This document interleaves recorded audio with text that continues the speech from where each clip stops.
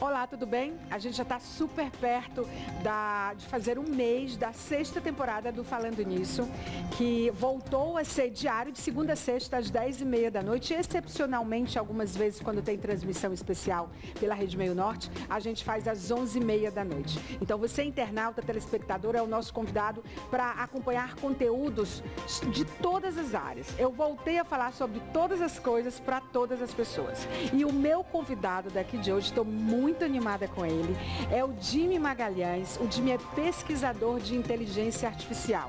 Você sabe que todos os reports, todas as pesquisas que a gente tem acessado dizem que vai ser a década da inteligência artificial. Eu nem sei só se vai ser a década. Eu acho que vai ser muito mais do que isso. Mas o que a gente falava de modo moderado, mais simples, ficou muito sofisticado, com entregas muito acessíveis, muito democrático e também muito temeroso. A gente vai falar sobre a dor e a delícia da inteligência artificial com esse fera no assunto. Tem um doutorado na área, a vida dele toda é dedicada, do professor Jimmy, à tecnologia, à computação, à inteligência artificial, e é com ele que a gente vai conversar. Enfim, estamos de volta com Falando Nisso para abordar esse assunto que o mundo inteiro está falando sobre isso, graças ao chat GPT, ou GPT, o chat GPT, que realmente chama a atenção do mundo pelas entregas rápidas, pela forma como essa inteligência artificial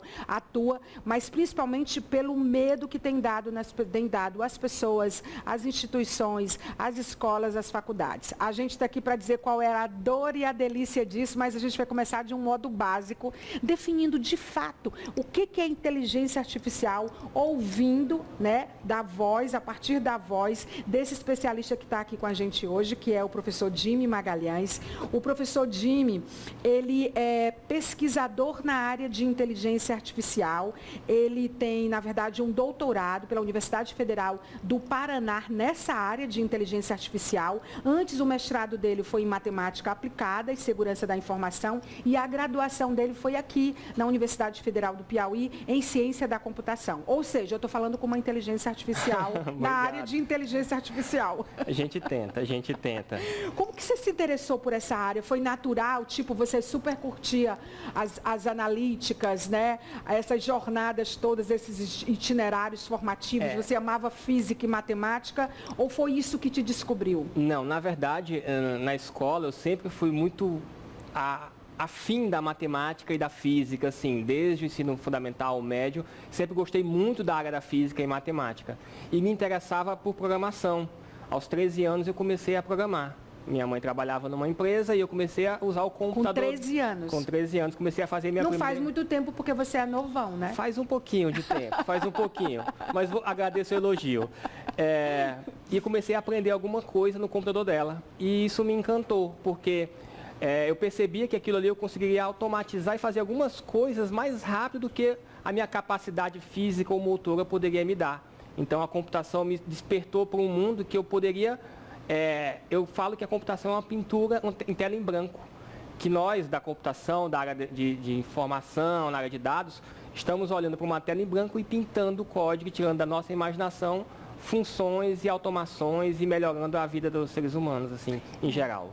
É interessante porque quando você pensa em tecnologia, eu acho que é o único segmento, a única área onde a predição não dá conta de tudo, porque é tão rápido, é tão intangível que não dá conta de tudo. Eu até queria te perguntar, você já pensava, já tinha essa perspectiva preditiva de que com 13 anos, depois até entrando na faculdade, na academia, o mundo ia se transformar para você hoje está no perfil e na área e no segmento que é o mais desejado pelo mundo inteiro? E com 13 anos não. Mas quando eu consegui absorver algum conhecimento na própria graduação, a gente já percebeu que ali tinha alguma coisa, tinha um futuro. A computação, ela não é um fim em si. O que eu quero dizer? A pessoa vai fazer computação pela computação. Então, a gente faz computação para ajudar o advogado, para ajudar o médico, para auxiliar o jornalista, para auxiliar o servente de pedreiro, a todo mundo, a engenharia. Então, eu imaginava que nós teríamos uma evolução muito grande, mas algumas pessoas, e eu me incluo nelas, nos últimos 10 anos as coisas têm acelerado num nível que é difícil até acompanhar. É intangível, a escala é intangível. Exatamente. A gente pensa que aprendeu uma coisa, na semana seguinte sai uma coisa diferente, a gente já tem que melhorar. Principalmente quando se trata de códigos, né, de algoritmos, da inteligência, do machine learning que está sendo superado até em outra escala. Hoje, né, o aprendizado das máquinas já fica atrasado, já tem outra coisa. Perfeitamente, porque assim, nós vivemos hoje o que a gente chama de tempestade perfeita. A pesquisa em IA, por exemplo, ela data de 1940. Né? Então, toda a pesquisa, a base matemática da coisa, ela é dessa data. Só que nós não tínhamos poder computacional. Era a época dos computadores do tamanho de uma sala.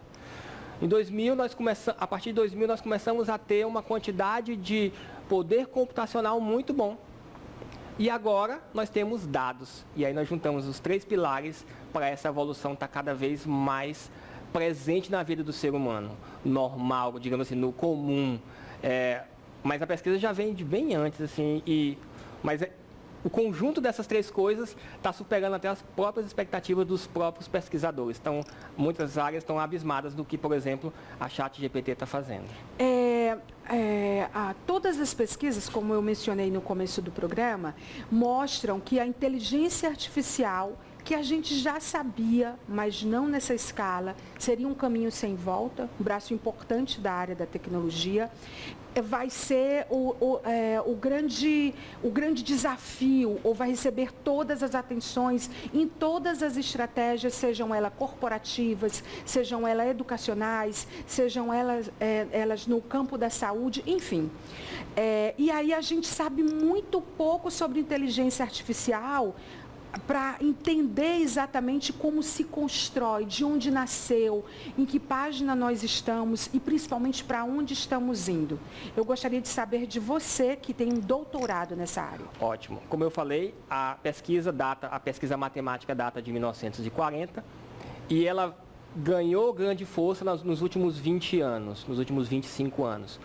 Pela capacidade computacional, as empresas perseguirem algumas leis da computação de duplicar o poder de processamento a cada 18 meses. Então, as pessoas estão tendo cada vez mais poder computacional. A pesquisa começou com tarefas simples. Em 1997, 98, se eu não me engano, o Kasparov foi derrotado pelo Deep Blue num jogo de xadrez. Sim. Né? A gente não tinha olha, ok, derrotamos um campeão de xadrez, mas e o que mais? Aí tivemos um hiato, porque não se entendia como ela iria ser inserida na sociedade. Precisou que algumas empresas, como a própria Google, como a própria Microsoft, como a Amazon, como a OpenAI, no caso, baseado nos seus cofundadores. Um deles é o Elon Musk. Exatamente. É o visionário. Que está por trás disso, o visionário dessa última década. Verificar que, nós temos um poder computacional para auxiliar o humano em algumas atividades rotineiras e otimizar o trabalho deles. A ideia aqui não é substituir. A ideia aqui é otimizar o trabalho que o humano já faz. Ao invés de fazer 10 atividades, faz 15, 20, 30. Nos últimos anos, tornar essa inteligência artificial mais acessível foi um passo que essas grandes empresas deram. A exemplo do próprio Google, a gente entende que a inteligência artificial, e hoje o ChatGPT nos mostra isso, que, parece que foi do nada, mas não. Quando a gente usa o GPS, por exemplo, ali tem inteligência artificial. No momento que ele muda a rota baseado em um tráfego, ali nós temos inteligência artificial. E isso não é de hoje, está com 10, 15 anos que é dessa forma. E por que o mundo está... a inteligência artificial, ela ganhou a atenção do mundo de um modo quase inacreditável. Só se fala nisso.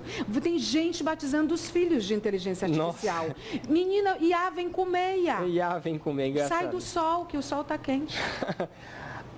Nesse caso, nós temos a brilhante atividade de pessoas visionárias como o próprio Elon Musk, que transformaram a inteligência artificial, que estava muitas vezes enclausurada nas academias, com modelos de inteligência artificial muito bons, em produtos. E não prototipados, Exatamente. Né? E o importante, por que a ChatGPT ela é tão acessível? Porque ela fala linguagem natural. ela conversa em português, em inglês, em francês, em alemão. E esse os seres humanos evoluíram através da comunicação. Então, eu chamar um código de computador é diferente de eu fazer uma pergunta para um chat. Então, torna cada vez mais acessível. Se mais gente conhece, e quem teve essa sacada de torná-la acessível? O próprio Google, começando com as ferramentas mais automatizadas. E a de busca. E a OpenAI é o carro-chefe disso. A OpenAI é o Musk e outros cofundadores que receberam um aporte de recursos do Musk ou do Elon Musk e de outras poderosas empresas da computação, como, por exemplo, a Microsoft, que visualizou na OpenAI e na ChatGPT, que é a inteligência artificial por trás do produto ChatGPT. Então, a rede neural GPT, ela está por trás do produto ChatGPT. Então, a Microsoft viu ali uma oportunidade ímpar de equiparar os seus buscadores, porque existem outros buscadores, como o da Microsoft é o Bing. Sim. Então, se ali eu consigo otimizar meu produto, eu posso combater o Google. Aí só botaram uma bagatela ali por enquanto está em 11 bilhões de dólares. 1 bilhão de dólares inicial e agora mais 10 bilhões. É dinheiro que a gente não tem como contar. E como isso se transforma em business? Porque, por enquanto, claro que a pesquisa não é open source, não é código aberto. Exato. É claro que está todo mundo acessando, a gente mal consegue entrar, porque o mundo inteiro está perguntando coisas para o chat GPT ou GPT. E isso vira business para ter um retorno dentro de outras plataformas que essas big techs já pensam em usar essa rede neural. Exatamente. Ela tem uma ampla gama de utilizações. Por exemplo, na educação, ela funciona como um professor assistente. Então, eu posso, para os meus alunos, olha, pesquisa na ChatGPT sobre esse tópico, ela vai te explicar um resumo. Os trabalhos não vão ser feitos só usando o ChatGPT. As academias, as universidades dos Estados Unidos estão adotando um pixel para evitar plágio. Exato. E fazer com que os alunos realmente façam a imersão na pesquisa do jeito tradicional. Exato. E esse pixel, você acha que ele é Eu acho que é burlável, ele é burlável, não é que eu acho, ele é burlável, mas são travas que você vai colocando na segurança para evitar esse tipo de plágio e fazer com que o aluno de fato pesquise e não use só a ChatGPT. Você defende como um apaixonado por AI, por inteligência artificial, ou você, como um doutor nesse assunto, você enxerga vulnerabilidades no ChatGPT? Eu enxergo vulnerabilidades éticas na plataforma, em termos de os alunos, principalmente, é um desafio para a educação hoje, estávamos discutindo isso sobre isso. Os alunos podem se acostumar a só ir na fonte final, que é o ChatGPT, e não ir nas fontes, artigos, trabalhos e tudo mais. E você me dizia que aqueles dados, eles não são exatamente atualizados, não. Né? Não é como o buscador do Google, por exemplo, ou o Bing, que você coloca a ferramenta, colocando ali o período que você quer, se é atual, se não é, se é português, se é inglês, etc. Exato. O GPT, que é a rede neural por trás de todo esse produto, ela demora muito tempo para ser treinada. Então, ela demora algumas semanas para ela aprender aquilo tudo que ela sabe. E ela vai começar a aprender a partir do perfil das pesquisas. Mas o mundo inteiro acessando. Então, nós estamos ajudando. Como roubar um banco e invadir não sei o quê. Você já fez alguma pergunta difícil? Vamos experimentar? Eu fiz perguntas difíceis, mas vamos lá. Você fez perguntas difíceis, tipo... Vamos ver aqui onde era que a gente... Quando a gente começou... A gente pode mostrar essa para ele, professor? Que a gente estava falando... Eu disse assim, eu vou entrevistar o ChatGPT, mas eu preciso ter um fera do meu lado para fazer as análises. Olha, foi essa pergunta aqui. Ele perguntou o que é a vida, né? Dá para você ler aí, professor, para a gente mostrar para o pessoal de casa e acompanhar? Ela nos respondeu o seguinte: a vida é um conceito complexo que se refere à presença de características como olha, tá aí, ó, crescimento, reprodução, respiração, adaptação e capacidade de responder a estímulos no mundo físico. Faz um conceito sobre biologia. Na biologia, a vida é geralmente definida como uma propriedade única dos seres vivos, que o diferencial dos objetos inanimados. A vida também pode ser vista como uma jornada única, valiosa, cheia de desafios e oportunidades de realizações. É biológico e filosófico. Totalmente. Né? Vamos fazer uma pergunta mais difícil? Olha, a ChatGPT, as pessoas têm muito medo de ele estar substituindo alguns profissionais. Eu já vi algumas reportagens de várias profissões que, acabou pra gente, não vai funcionar pra gente. Eu disse, nossa, deixa eu ver se ela faz o meu trabalho, né? Eu fiquei perguntando. Então eu perguntei, crie uma página de listagem de produtos. A gente faz isso na computação. Ai, o que ela respondeu? Eu até perguntei errado aqui. Exatamente para forçar ali o limite. Gente, não fiquem dizendo que ela está pensando. Na verdade, não. A inteligência artificial, quem pensa é a gente, tá? Ela está pesquisando. Ela não está pensando. Não use coisas que só seres humanos fazem para dizer que a tecnologia está fazendo. Esse tempozinho que ela leva para digitar. Ó a rapidez, gente. Que ela leva para digitar é negocial, é para induzir que nós estamos achando que ela está pensando, mas ela já tem a resposta pronta. Sim. Ela já montou a resposta. É só para humanizar. Para tornar, olha, tem alguma pessoa digitando. É só para simular o comportamento humano, tentar simular. É neural, neural, exatamente. Né? E ela disse o quê, professor? Você que ela tá disse, olha, ainda hoje ela pesquisa, leia pelo menos uma parte. Utilize imagens de alta qualidade para ilustrar cada produto, forneça informações detalhadas, implemente opções de filtragem, tudo isso que um analista de software pensa antes de codificar. Nossa, mas eu poderia pensar isso, mas eu posso pedir um código. Eu quero o código numa linguagem X e ela vai gerar para a gente. Ela vai gerar esse código. Exatamente. E mesmo assim você acha que ela não vai tomar o seu lugar? Não vai, principalmente porque existe um trabalho aqui, como para todas as outras profissões, existe uma etapa de criatividade, de entender o todo, de entender o contexto. Pois é, mas aí é que pega. Quem são os criativos? As pessoas estão tendo oportunidades, as crianças, os adolescentes, os profissionais, de terem jornadas criativas, porque a criatividade se aprende. Claro que você pode nascer ali com um talento, uma habilidade que conecta a criatividade, né? Nós somos uma criação, então por si só, na nossa essência tem a criatividade, né? E aí outra coisa, as escolas não estão prontas, as faculdades não estão prontas, o mundo não está pronto, só vai ser importante, só você, uma pessoa tão preparada, tão de excelência na sua área, na área que você atua, de computação, de inteligência artificial, de sistemas e tudo, não vai perder o trabalho.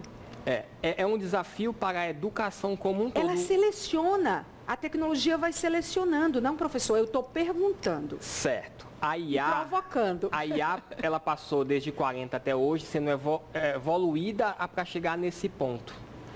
Só que a sociedade não acompanhou o mesmo ritmo. Não, professor. Não acompanhou. Então, nós estamos em plena discussão de como nós vamos fazer uma prova para um aluno se ele tem a consulta à mão com uma ChatGPT que vai responder para ele quem foi Napoleão Bonaparte. Que o celular está sendo proibido em sala de aula, mas por motivos quase que inaceitáveis. Porque os alunos estão usando o celular de um jeito, quando na verdade deveriam estar usando de outra forma. E os professores sendo mediadores, curadores dessa jornada, né? É um desafio, a gente tem que agregar. E eu vou mais além.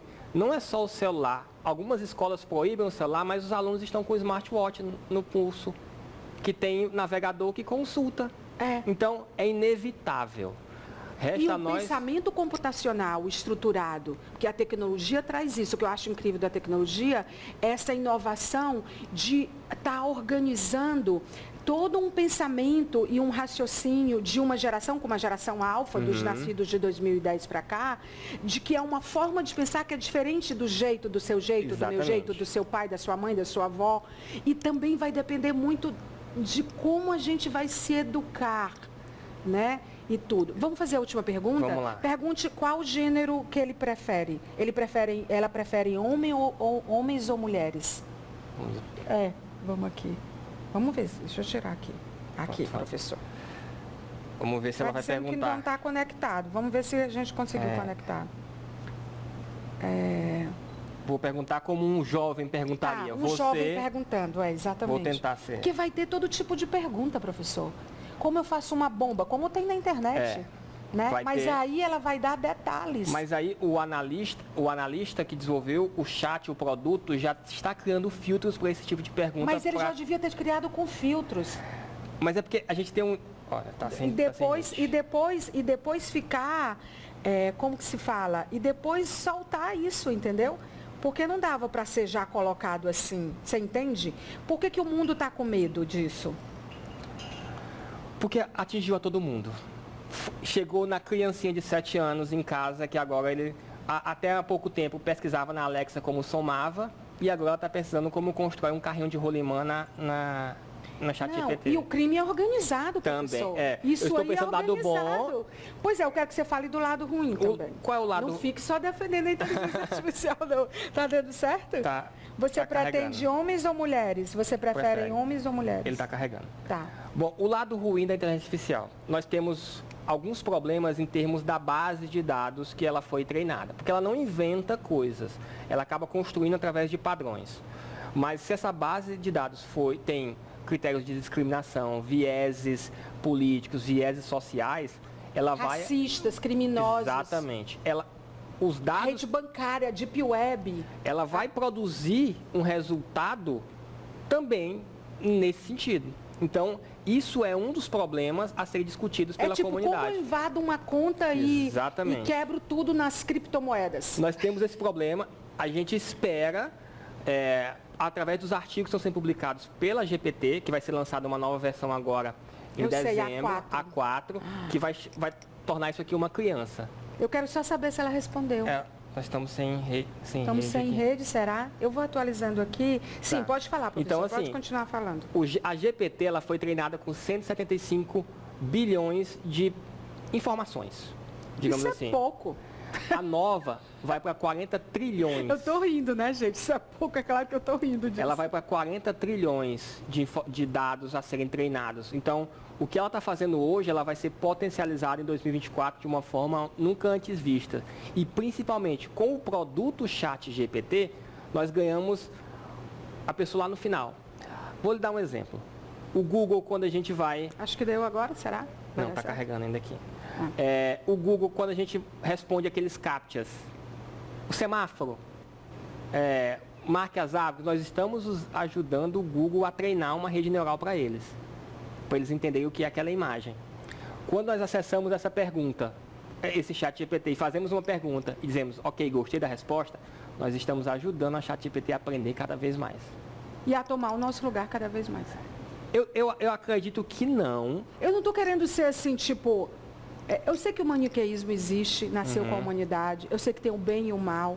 Eu sei que do jeito que é usado para o bem é o mal. Eu sei que as escalas são intangíveis muito mais para o mal e muito mais rápido do que para o bem. Mas eu fico pensando no contexto em que o mundo está hoje, como você disse que ela foi criada em 1940, e ela avançou e a gente não avançou. Enquanto sociedade, a gente ainda não sabe lidar com esse tipo de entidade. Eu costumo até dizer que é uma entidade que responde coisas para a gente. Muitas vezes, a ChatGPT responde de forma errada. Mas ela é tão... Por exemplo, aqui eu quero fazer uma pergunta para ela e não tem rede de internet. E o ChatGPT agora caiu também. Então, por que caiu, professor? O mundo todo está acessando. Você consegue perguntar em chinês, em japonês, em alemão, em português. Então, virou uma febre mundial. Por quê? Porque está a 2 cliques. Você entra, loga e pergunta. Uma outra coisa que eu queria abordar com você sabe que a gente furou o nosso roteiro todo, né? Porque o ChatGPT roubou a cena total, né? Mas a gente já terminou abordando a questão da segurança quando se trata de inteligência artificial, a gente está falando especificamente disso, mas claro que a inteligência artificial a gente não pode deixar de mencionar que ela é uma tecnologia aliada importante em outras áreas, né, professor? Exatamente. Ela surgiu com esse intuito de tentar automatizar algumas atividades semânticas ou cognitivas do ser humano. Sim. Principalmente as mais repetitivas. Para quê? Para sobrar tempo para as atividades mais criativas. Então, existe até um dilema filosófico. Eu acho romântico demais essa... Eu acho que na prática... É porque você não quer dizer que vai tomar... Não, por exemplo, já me perguntaram, comunicadores me perguntaram, eita, ela vai substituir nós como comunicadores? Claro que não, porque o repórter está em loco, ele só não vai partir mais do zero para um texto jornalístico. Mas a opinião, a ChatGPT não dá opinião. Eu volto para a questão da formação. Eu volto para a questão do viés disso aí, sabe? Eu volto que se nós não estávamos preparados ou educados ou envolvidos, motivados por livros, e a gente tem um apagão, né? Eu sei que a ciência é a ciência e ela foi acelerada porque ela foi obrigada e teve um aporte global gigante de recursos para pesquisas que vão alcançar câncer, Alzheimer, outras coisas que estão sendo estudadas, né? E eu vejo a tecnologia aliada como muito importante para a gente viver mais, com mais qualidade. Mas quando se trata de segurança, quando se trata de depender da gente usar e a gente ter essa ética, e quando a gente olha para as escolas públicas ou não, as faculdades, né, a gente não consegue acreditar muito. Pelo menos assim, no nível que eu sou imersa, de saber que a gente tem a gente ainda está falando de desenvolvimento de soft skills. Exatamente. Eu concordo plenamente com você e assino. Onde são as habilidades essenciais. Exatamente, eu concordo.